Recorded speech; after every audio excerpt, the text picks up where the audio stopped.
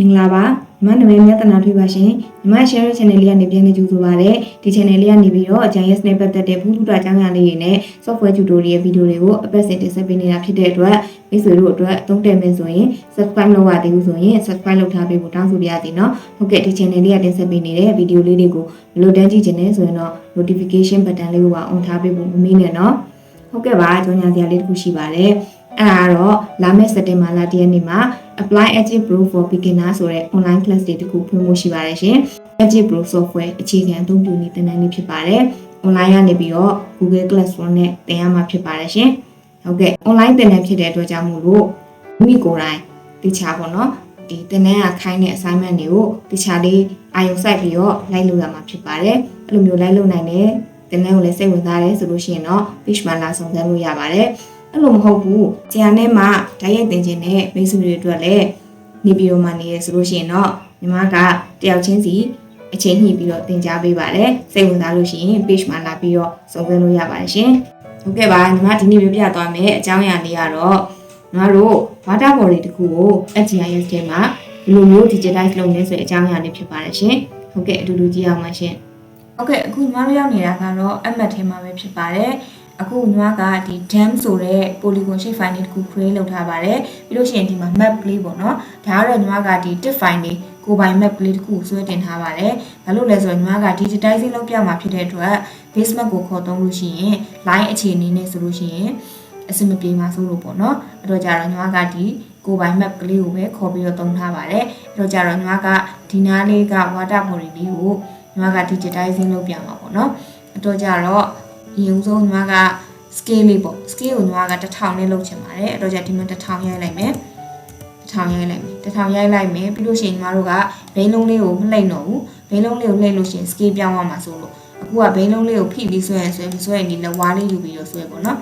လက်ဝါးလေးယူပြီးတော့ဒီလိုလေးဆွဲလို့ရတယ်အဲ့ဆိုရင်ညီမတို့စပြီးတော့ဆွဲလို့ရပါပြီအဲ့တော့ညီမတို့ step editing နဲ့လုပ်ရမယ်ပေါ့နော် editor တွေက step editing လေးခေါ်လိုက်မယ်ပြီးလို့ရှိရင်ဒီမှာ dam လေးကို select ပေးပြီးတော့ polygon လေးကိုယူလိုက်မယ်ဒီမှာအပေါင်းလက္ခဏာလေးပေါ်လာရင်စဆွဲလို့ရပါပြီဒါကြောင့်ညီမတို့စလိုက်မယ်စပြီးတော့အရင်ဆုံးပုံမှန်တိုင်းပဲဒီလိုမျိုးလေးသူ့ရဲ့ဒီ water body ရဲ့အနာသားလေးတွေကိုညီမတို့လိုက်ပြီးတော့ဆွဲသွားပါမယ်ဒါတော့ကိုယ်လက်နိုင်တယ်လို့မျိုးအနုစိတ်နိုင်စိတ်တယ်လို့မျိုး feature လေးကလည်းကြွပြီးတော့ပေါ်လာမှာပေါ့နော်အဲ့တော့ညီမတို့ဒီလိုမျိုးလေးဆွဲသွားတယ်လက်ကညောင်းလာပြီပေါ့နော်အဲ့တော့ကြတော့ညီမတို့နားတော့မယ်ဆိုလို့ရှိရင်ညီမတို့ပြန်ပြီးတော့ပတ်လိုက်မယ်ပေါ့နော် polygon တစ်ခုစာလေးရအောင်လို့ဆွဲလိုက်မယ်ဆိုတော့ညီမတို့ဒီထင်းသွားလိုက်ပါအောင် control z ဒီချောင်းလေးတွေဝင်ပြီးတော့မှပြန်ပတ်ပြီးတော့ဒီဘက်ကိုပြန်ပတ်သွားလိုက်မယ်ပေါ့နော်ပြန်ပတ်သွားပြီးတော့ဒီလိုမျိုးလာမယ်ဒီဘက်ကိုပြန်လာမယ်ပေါ့နော်ဒီဘက်ကိုပြန်လာမယ်ဟုတ်ပြီဒီဘက်ကိုလာနိုင်တဲ့လောက်လာပေါ့နော်တကယ်လို့မလာနိုင်တော့ညောင်းလာပြီဆိုရင်လည်းဒီမှာရက်ခဲ့လို့ရပါတယ်ဒီမှာနှစ်ချက်နှိပ်ပြီးတော့ရက်ခဲ့မယ်ပေါ့ညီမတို့ဒီလိုလေးဖြစ်သွားပြီပေါ့ဒီလိုလေးဖြစ်သွားတော့ညီမတို့ဒီအချွန်လေးလိုနေပြီဒီအချွန်လေးလိုနေညီမတို့ဖြည့်လို့ရပါတယ်အဲ့ဒါဘယ်လိုဖြည့်မလဲဆိုလို့ရှိရင်ညီမတို့ဒီမှာပေါ့နော် reshape ရှိတယ် reshape feature tool လေးကိုညီမတို့ယူလိုက်မယ်ယူလိုက်ပြီးလို့ရှိရင်ညီမတို့ဒီကနေပြန်စမှာပေါ့ဒီကနေပြန်စပြီးတော့ညီမတို့ကဒီဘက်ကိုသွားမှာပေါ့ဒါအပြင်ကိုပြန်ပြင်ပြီးတော့ထုတ်မှာဖြစ်တဲ့အတွက်အပြင်ဘက်ကိုနှိပ်သွားလိုက်မယ်ဒီလိုလေးသွားလိုက်မယ်သွားပြီးတော့အထဲကိုပြန်ဝင်မယ်အထဲကိုပြန်ဝင်မယ်ဒါဒီသူ့ကိုပြန်ပြီးတော့ပုံဖော်တဲ့သဘောမျိုးပေါ့နော်ပြီးရင်ပြန်ထွက်မယ်ပြန်သွားမယ်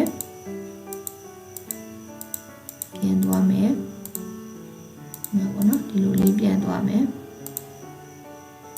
ကြိုက်ဘူးဆိုလို့ရှိရင် control z ပြန်ခေါ်လို့ရတယ်တစ်ပွင့် control z ပေါ့နော်ဒါတော့ကိုယ့်ရဲ့လက်အခြေအနေချိန်စားနဲ့ကို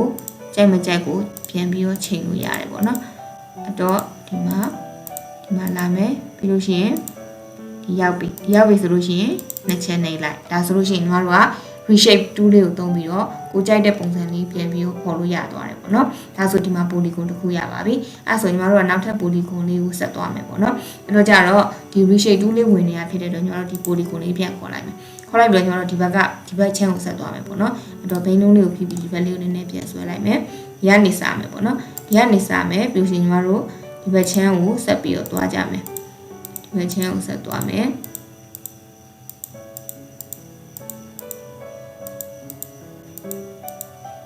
ဒီလိုမျိုးပဲဒီမျိုးလေးဆက်သွားမယ်အဝေးမသွားတော့ဘူးဒီနားလေးမှာပဲရက်ပြီးတော့ဒီဘက်ကိုပဲပြန်သွားမယ်ပေါ့နော်ဒီဘက်ကိုပဲပြန်သွားလိုက်မယ်ဒီလိုသွားမယ်ဒီလိုလေးသွားမယ်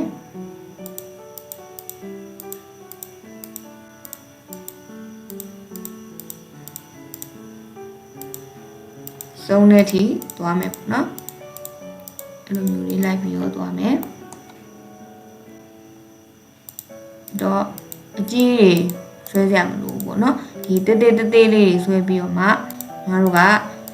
ပြန်ပြီးတော့ပေါင်းလို့ရတာကိုပြချင်တာပါအဲ့တော့ဒီနားရောက်ပြီဆိုရင်ငါတို့ဒီ line တိုင်းပဲ twist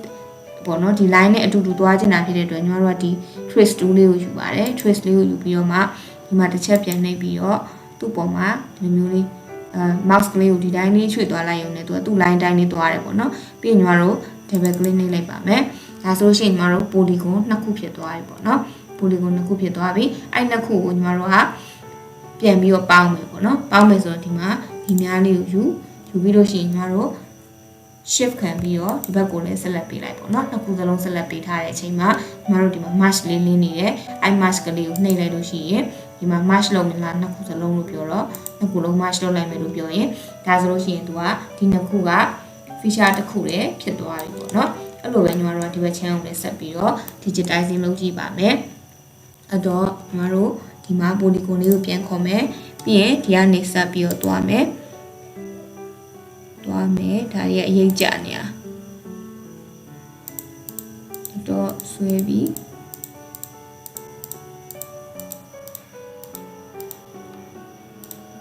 ဝင်းသွားနိုင်တော့ဆိုရင်ဒီလိုဖြတ်လာလို့ရတယ်ပြီးရင်ဒီနားလေးမှာတစ်ချက်နှိပ်ပြီးရင်ဒီက twist လိုက်မှာဒီ line ကို twist လိုက်မှာဖြစ်တဲ့အတွက် twist tool လေးကိုယူမယ်ဒီဘောကနေနှိပ်ပြီးတော့ဒီလိုလေးသွားမယ်ဒီလိုလေးသွားပြီးတော့မှဒီဘက်စွန်းမရောက်လို့ရှိရင်နှစ်ချက်နှိပ်လိုက်မယ်ဒါဆိုလို့ရှိရင်ဒီ polygon လေးနောက်တစ်ခုထပ်ရပြီပေါ့နော်ပြီးရင်နောက်ထပ်ပြီးတော့ polygon လေးဆက်သွားပါမယ်အဲ့တော့ဒီကနေပြန်စပြီးတော့အသစ်ထပ်ပြီးတော့သွားမယ်ပေါ့နော်ပြီးမှအကုန်လုံးပြန်ပေါင်းလိုက်တော့မယ်ဒီကနေသွားမယ်အဲ့တော့အရင်ဆုံးဒီကနေ trace အရင်လိုက်ထားလိုက်မယ်အဲဆိုရင်ညီမတို့ဒီ trace လေးကိုယူပြီးတော့ဒီကနေနှိပ်ပြီးတော့မှ trace လေးလိုက်သွားပါမယ်ဒီ trace လေးတစ်ခုပေါ့နော်ပြီးရင်ဒီဟာကိုလည်း trace လိုက်ရှင်သေးတယ်အဲဆိုရင် trace ထက်ခေါ်ဒီမှာထပ်နှိပ်ပြီးရင်ဒီဘက်ကိုဆက်သွားပေါ့နော်ဒီထိပြီးတော့မှ trace tool လေးကိုဖြုတ်လိုက်မယ်ဒီမှာမြင်းဖြောင်းတိုင်းလေးပြန်သွားတော့မယ်ကလစ်သွားတော့မယ်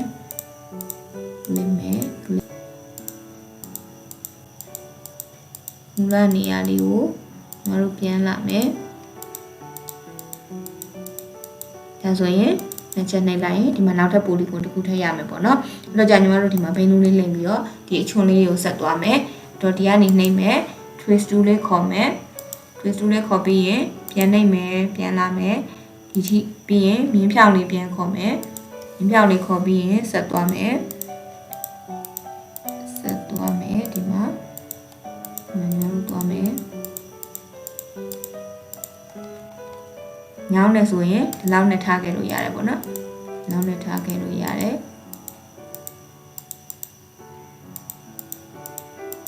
ကိုယ့်ရဲ့စိတ်ရှည်လက်ရှည်နဲ့ပေါ့နော်ဒီသေးစိတ်ပုံဖော်နိုင်တဲ့ပုံတည်ပြီးတော့ကိုယ့်ရဲ့ feature လေးကပုံထွက်လေးက smooth ဖြစ်နေမှာပေါ့နော်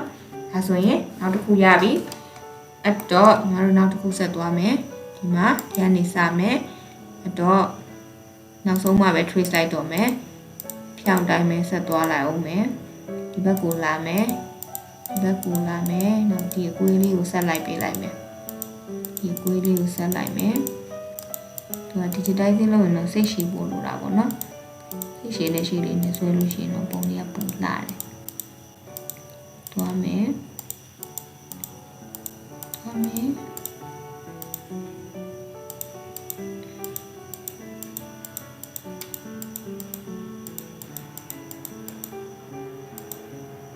နားရောက်ရင်နှိပ်ပြီးတော့ဒါ trace လိုက်ဖို့လိုတာဆိုတော့ trace tool လေးခေါ်ပြီးရင်ဒီမှာတစ်ချက်နှိပ်ပြီးတော့မှဒီပေါ်မှာပြန်သွားနှစ်ချက်နှိပ်လိုက်ဒါဆိုရင်ဒီ feature လေးတစ်ခုရပြီဒါဆိုအပေါ်ဆက်တက်မယ်ဆက်သွားမယ်ပေါ့နော်တစ်ချက်နှိပ်မယ်ပြီးရင် trace tool ခေါ်နှိပ်သွားမယ်ဒါဆိုစသွားလို့ရပြီဖြောင်းတိုင်းသွားမယ်ဖြောင်းတိုင်းသွားမယ်ဒီတိုင်းကတော့လက်အရင်ညောင်းနေနော်လက်အရင်ညောင်းနေဆိုအဲ့လိုမျိုးတေးတေးတေးတေးလေးတွေပဲပိုင်းလောက်တာအဆင်ပြေတယ်ဒီမှာနှစ်ချက်နှိပ်လိုက်မယ်ဒါဆိုတစ်ခုရပြီပြီးလို့ရှိရင်ဒီကနေပြီးတော့နောက်တစ်ခုဆက်သွားမယ်ဒီမှာတစ်ပိုင်းပိုင်းခဲ့မယ်အဲ့ဆွဲရတာကြတော့လက်အနေတည်လာပြီရနေစားမယ်ပြီးလို့ရှိရင် trace tool လေးနဲ့ရောက်သွားတယ် trace tool လေးနဲ့ဒီနားလေးကိုပြန်ပိတ်မယ်ပေါ့နော်ဒီဘက်ကိုပြန်ပိတ်မယ်ဟုတ်ပြီဒါဆိုဒါလေးပဲကျန်တော့တယ်တော့ကြတော့အတင်ဟာပေါ့နော်ဆွဲလိုက်မယ်ရနေစားမယ်ဆက်သွားမယ်trace ဝင်နေရတယ်ဟုတ်တယ် trace ဝင်နေရဆိုဒီကနေသွားလိုက်ဒီဘက်ကိုသွားလိုက်မယ်နော် trace သွားလိုက်မယ်ပြီးတော့မှဒီအဖြောင်းလေးယူလိုက်မယ်သွားမယ် Digitize တော့ဆွဲမယ်ပေါ့နော်ဆွဲမယ်နားလေးမှာနှစ်ချက်နှိပ်လိုက်မယ်ဒါဆိုဒီအနောက်ကတေးလေးပဲကျန်တော့တယ်ဒါလေးကိုဆက်ပြီးတော့ဆွဲမယ်ဒီကနေစမယ်အဲ့တော့ရှိပြီးသားကိုဆွဲခြင်းနဲ့ဆိုရင် trace သွားပါတော့ trace လေးနဲ့လိုက်ပြီးတော့ဒီဘက်ကိုသွားမယ်ပြီးလို့ရှိရင်ဖြောင်းတိုင်းလေးပြန်ခေါ်ပြီးရင်ဒါလေးကိုလည်းငါတို့ပြန်ပြီးတော့မှဆွဲလိုက်မယ်ရပြီဒီလိုလေးဆွဲပြီးတော့နှစ်ချက်နှိပ်လိုက်မယ်ဒါဆိုလို့ရှိရင်ညီမတို့ feature တွေအကုန်လုံးဒါဆိုဒီမှာ digitizing လုပ်ပြီးသွားပြီပေါ့နော်တကန်လုံးစာလုပ်ပြီးသွားပြီအဲ့ဆိုလို့ရှိရင်ဒါဆိုညီမက digitizing ပြီးသွားပြီဆိုတော့ zoom လေးပြန်ပြီးတော့အကုန်လုံးမြင်ရအောင်ပြန်ခြုံလိုက်မယ်ပြီးညီမကဒီမှာ save လိုက်မယ်ပေါ့နော်ဒါဆိုအရင်က save လိုက်မယ် save လိုက်ပြီးဒီမှာ clear လုပ်လိုက်မယ်ဒါအကုန်လုံးဒါဆိုလို့ရှိရင်တစ်ခုချင်းစီနဲ့အကုန်လုံးတော့လိုက်ပြီးသွားပြီအဲ့တော့အခုလုပ်ချင်တာ match ဆိုတော့ကြတော့ဒီမှာဒီ edit tool လေးကိုယူပြီးလို့ရှိရင်အကုန်လုံးကို select မှတ်မယ်အကုန်လုံးကို select မှတ်မယ်ပြီးလို့ရှိရင်ဒီမှာ match tool လေးကိုနှိပ်လိုက်ပြီးရင်ဒါတွေအကုန်လုံး match လုပ်မှာလားဆိုရင် okay လို့ပြောလိုက်ဒါဆိုရင်ဒီတစ်ခုလုံး match လုပ်ပြီးသွားပြီ feature တစ်ခုစာရပြီပေါ့နော်ဒါဆိုလို့ရှိရင်ဒီကန်လေးကို digitizing လုပ်ပြီးပါပြီဒါပေမဲ့တစ်ခုကြံသေးတယ်ဘာလဲဆိုဒီထဲမှာရှိတဲ့ဒီလိုကျွန်းလိုဟာလေးတွေကိုဖောက်ချင်သေးတယ်ဆိုတော့ညီမတို့ဘယ်လိုလုပ်မလဲပေါ့နော်အဲ့တော့ကြာညီမတို့ကသူ့ကိုကွာ feature တစ်ခုစာပဲဖြစ်သွားပြီအဲ့တော့ကြာသူ့ကို select မှတ်မယ်ပေါ့နော်အရင်ဦးဆုံးညီမတို့ကဆွဲချင်တာဆိုတော့ဒီမှာ scale ကို1000တိုင်းပြန်ထားမယ်ပေါ့နော်ပြီးလို့ရှိရင်ဒီမှာသူ့ပေါ် select မှတ်ထားပြီးသားဆိုတော့ညီမတို့ right click နဲ့ရုံမယ်ပေါ့နော် select မမှတ်ရသေးဘူးဆိုရင် select ပြန်မှတ်မယ်ဒါဆိုရင် clear selection လုပ်လိုက်မယ် select မမှတ်ရသေးဘူးဆိုရင် select ပြန်မှတ်မယ်ပြီး right click edit vertex ဆိုပြောလို့ရတယ်အဲ့ဆိုရင်ဒီမှာ edit vertex 2ဘာလေးပေါ်လာမယ်ပေါ့နော်ဒီဟာလေးကိုနှိပ်ပြီးတော့လည်းတွားလို့ရတယ်တူတူပဲပေါ့နော် edit vertex ကဒီမှာလည်းရှိတယ် right click နှိပ်ပြီးခေါ်လည်းရတယ်အဲ့တော့ကြာဒီမှာ edit vertex ဆိုတာလေးပေါ်လာပြီဒါကဘာလုပ်တာလဲဆိုတော့ဒီပေါ်မှာရှိတဲ့ဒီဟာလေးတွေပေါ့နော်ဒီ vertex လေးတွေကိုငါတို့ရွှေ့ရလို့ရတယ်ဖြတ်တာလုပ်လို့ရတယ်ထပ်တိုးတာတွေလုပ်လို့ရတယ်ပေါ့နော်ဒီကောင်လေးတွေကဒါဆိုရင်ဒီကောင်လေးက modify ပေါ့ဒီကောင်လေးကိုနှိပ်လိုက်တယ်ဆိုရင်ဒီမှာဒီလိုလေးနှိပ်ပြီးတော့ဒီလိုလေးရွှေ့လို့ရတယ်ဒီမှာဒါဆိုရွှေ့လို့ရတယ်ပေါ့နော်အဲ့ဒါကဒါ modify vertex ပေါ့နော်ဒါကြတော့အပေါင်းကကြတော့ vertex တွေထပ်ဖြည့်လို့ရတယ်ကိုဖြစ်ချင်တဲ့နေရာလေးဒီလိုမျိုးလေးထပ်ဖြည့်လို့ရတယ်အနှုတ်ကကြတော့နှုတ်ကလေးယူလို့ရှိရင်ကိုဖြတ်ချင်တဲ့အပေါ်မှာနှိပ်ပြီးတော့ဖြတ်လိုက်လို့ရတယ်ပေါ့နော်အခုဒီမပြောမှကြဒါလေးကကြပါလဲဆို continue feature tools တဲ့အဲ့ဒါကြတော့ဒီရှိနေတဲ့ feature ပေါ်မှာနောက်ထပ် feature လေးတွေဆက်ပြီးတော့ထည့်လို့ရတာပေါ့နော်အခုကဒါလေးကိုနှိပ်ပြီးတော့ညီမတို့ကဒီကျွန်းလေးတွေကို create လုပ်ကြည့်မယ်အဲ့တော့ဒီကျွန်းလေးတွေပေါ်မှာညီမတို့ digitizing လိုက်လုပ်ပါမယ်